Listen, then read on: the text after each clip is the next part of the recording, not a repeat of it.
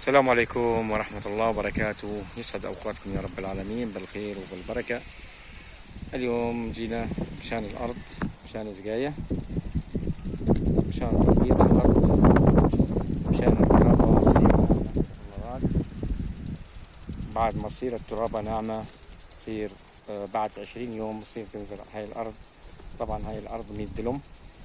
مددنا البواري وزبطناها وجهزنا كل شيء، واليوم نحن نسقي 10 ساعات مشان التربة تفرط تصير ناعمة مثل الحنة. هاي طبعا رشينا نسقي.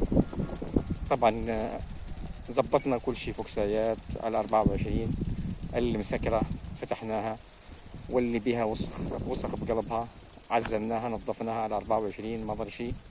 والمي الحمد لله مشت، وهاي نحن دايرين المي على الأرض مشان سقاية. إن شاء الله اليوم وبكرة إذا الله راد، وبعد بكرة موجودين بتشول بزل بالأراضي حتى نخلص الأرض.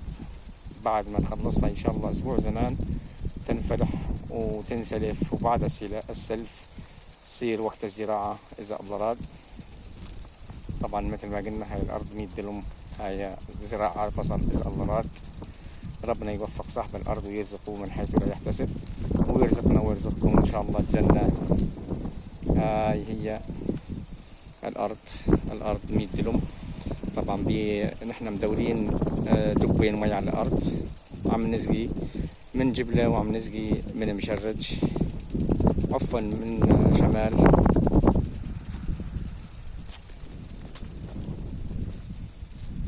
شوفوا ما شاء الله مي الأرض عم تشرب مي. طبعا هاي الأرض كانت مزروعة ذرة، وأرض الذرة يعني عطيشة تشرب مي. ما تنسونا اللايكات حبايب قلبي، اللايكات ببلاش. هاي أراضي تركية الريحانية هاتاي، ناس تقولها الريحانية، ناس تقولها هاتاي. شوفوا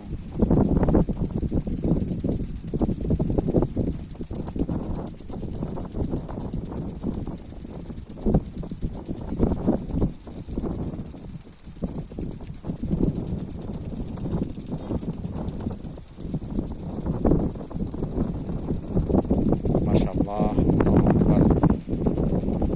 أفضل طريقة لسقاية الأراضي الزراعية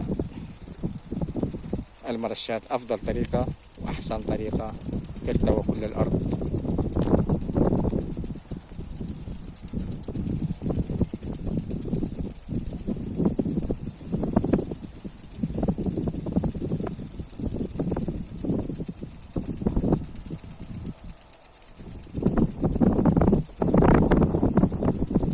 ما تنسونا من اللايكات ببلاش.